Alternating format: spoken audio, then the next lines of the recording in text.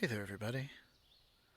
Today is Saturday, May 28th, and this morning over coffee, Nicole and I were looking at some of our old photos, and we realized that some of these systems have only been in place for a year or two, and I don't always feel like I do enough around here. I have sort of a fidgety, anxious nature and feel most comfortable when I'm busy. And some of you may be able to relate to that. But so we're looking at a shot of our uphill food forest 2 years ago. So at the very start of 2020, I believe this shot is actually from April of that year. And one of our last videos was talking about how you can go from small island plantings into a more fully fledged system. And so I wanted to talk about that transition a little bit and do a little walk through of things that are working and things that are not working as well, and how we're planning to address some of those things. So stick around. So here's that same area 2 years later, and you can see we've added a considerable amount of area and plants to this. And this here to our left is the newest bed that we made at the very tail end of last year.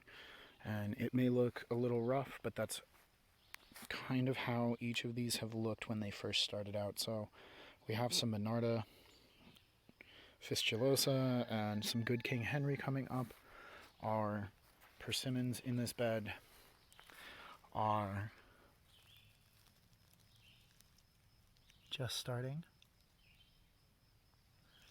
to leaf out. The one in the middle of the bed that catches, it seems, the most water is looking a little bit happier, but that's why we plant multiples in spaces that are slightly different from each other, is to see how the plants respond in scenarios and then go from there. Here is the third one. You can see these tiny little guys starting. And so we have a whole bunch of good King Henry and strawberries, and New Jersey tea planted in these spaces here. And we seeded out more good King Henry, as well as some of the anise hyssop and a few other seeds of later season annuals as well, before mulching this over for the fall and winter.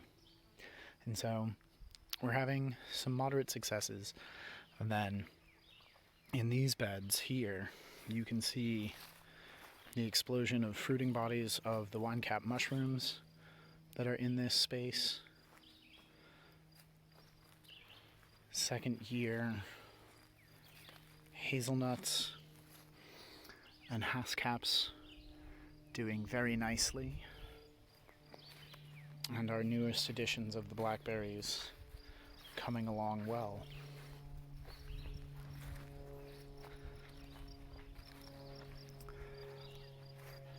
In this bed over here, we had Lindera benzoin, the northern spice bush, and we do still technically have them, but I'm finding that I had overestimated the amount of water holding capacity, so we did cut these guys back. I found some green growth, so we're going to let them play out over the season. But I have two more up top there, and so we'll be taking cuttings from those soon to propagate and have more to test out in more places.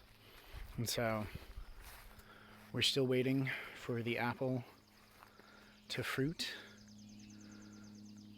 This is a Wolf River apple, so the fruits are supposed to be about a pound per apple, and so it may just be that it takes a longer time for it to start setting fruit, but I would hope that it would have started by now. But we'll keep an eye on it and keep training it. Our service berries, this is Amelanchier alnifolia, is setting up to make a nice little crop of berries. I hope you can see those guys here. There you go. And so we're not really watering these beds. You can see the absolute flush of mushroom. We do leave some of these for the native bees and other insects to kind of get their mushroom snack on, but then we will go and transplant some of the mycelium out to other places just to have more and more and more. Our raspberries, which we train over and then cut, are protecting this small chestnut. And we also have a Siberian pea shrub that thus far has not really produced very well, but we're hoping will start trying real hard this year. They don't really make a whole lot of human good eating, but are good to support seed-eating birds, and so we're into that sort of thing here. It's the second year for our asparagus and things. I have to come get some poop apparently. But the phlox is coming in very nicely. This is a nice little welcome mat for the pollinators. I find that it's good to have fruiting and flowering buds and bodies until the later season things come in. So things like arnica, or next to it in here, this guy right there is a Eupatorium perfoliatum, which is one of the biggest hits in the midsummer for our native predatory wasps. And then we have some lingonberries, which is kind of like a low bush cranberry kind of fruit. Doing nicely. I would like to see more growth on them this year, but that's alright. Lemon balms, more good King Henrys, comfreys, and Nanking cherries are coming in well. Our established New Jersey teas apparently had a real rough winter, and you can see they had a serious dieback and are shooting again from the base, so not a total wash. It seems like the younger ones that we put in the ground as cuttings are faring better than the older ones.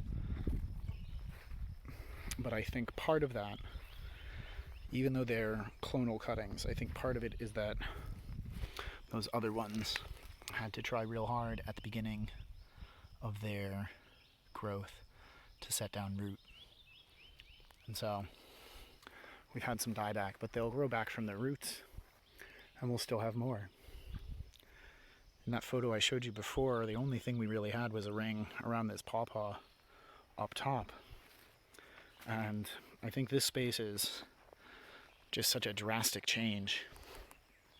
And so we have a hazelnut, 2 Barking 14s, and a Haskap that is coming in. We've also got some Monarda at our feet, some lavender as well. Here is Calicanthus Floridus, which is the Carolina allspice. So we're getting some really gorgeous flowers starting to come up. And I'll be taking cuttings of this later. This one is recommended cutting time of June, July. So we'll be coming in once this fresh green shoot here gets a little bit sturdier. We'll be taking a cuttings from these two. I'm seeing not a whole lot of growth off of this elder, which is honestly a little disappointing, but you can't Always win them all.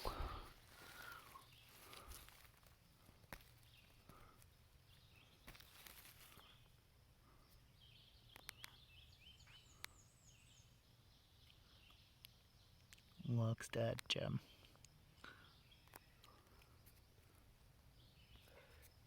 We'll let it dry. No sense pulling it out. We have another one that I planted last year.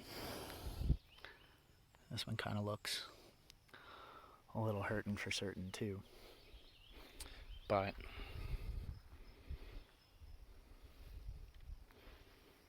last year I had planted a black lace over here. I thought for sure it had died, but it's coming in pretty well. We've had a little bit of a disappointing result from this space here, but I have seen some of the neighbors' dogs walking and running through that space, so it's possible that they've just disturbed a lot of things. But now all the seeds that we put in there are kind of part of that endemic seed bank in that area. So as we add compost and things work that space, there's a chance that we'll see germination next year. You know, there's a lower chance of it, but there's a chance. So I want to show you guys the neighbor space now that it's growing in, and I'll show you guys a shot of that as well. Stick around. So this is the front of the house from about 2 years ago, and there was almost nothing except the Euonymus alatus you see here, the burning bush. It was planted, as far as we can figure, about 10 or 11 years prior to us buying the house in 2016, so around 2005, 2006, and it has since been listed invasive by the state, and it, through our observations, really pushes out a lot of the native berry producing species as well as the flowering things. Not to say that it's completely unproductive, but it just doesn't have the same oomph for all of our local endemic fauna as a wider array of plants would. So now we'll show you what the neighbor space totally looks like. So here's the neighbor space now. You can see the hydrangea coming in nicely. I think I might take some cuttings from this one this year. But then we have our golden raspberries starting to push up new growth, red raspberries behind them, the maples and the willows, the lilacs. We've got anise hyssop on the other side of this rock wall, and so that'll be pushing up soon. I've seen some of the fresh seedlings coming up, as well as the established clump.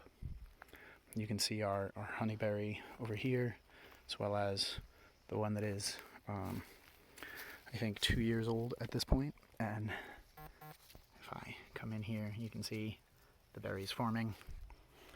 And so we have a lot more growth. The daylilies and various other sedums and blueberries are ripening and coming in. I'm very excited for this space to continue to grow out, provide shoots, provide salad greens, provide fruits and berries, as well as vegetative material for back in the woods and our hoped for nursery business. And so I think this is really just a long roundabout way of saying that the most important part is making those first steps, doing the thing that feels scary and daunting, or just planting a few plants, a handful here and there. Or maybe it's really taking the time to cut back that invasive bush you have growing that you've been just kind of putting off taking out. You don't know what it might be hiding underneath. I haven't planted any of the lily of the valley that you see here. This is all existing stuff that was under there, just waiting for the burning bush to be taken out of the way. So it's going to be gorgeous out. We're expecting some rain this afternoon, which would be great for the gardens. But I hope that you guys take this opportunity to feel inspired and get out there and take a bush out or put a bush in. Till next time. Thanks for watching. Happy planting.